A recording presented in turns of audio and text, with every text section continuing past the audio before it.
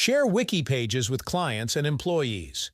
After you've created a Wiki page, you can easily make it accessible to others. You'll find the Wiki page under the Document section. Here, you'll see both drafts and published pages. Only published pages can be shared, so we'll select the 1040 Workflow reference. As shown, it's already published and has 2 connections, meaning it's used in automations and job templates. Hovering over the connection number displays the details, and clicking opens the related pipeline or job template. Open the page and click the Share button. Toggle it on to generate a secure link accessible to all logged-in users.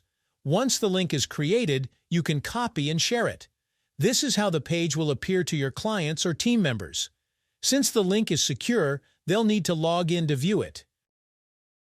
To revoke access, simply disable the toggle.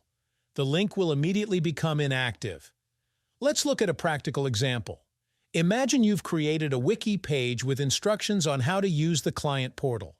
You want all new clients added to your onboarding pipeline to receive this information automatically. First, copy the link to the Wiki page. Then, create a chat template that includes the link and set it up as an automation in the first stage of your pipeline.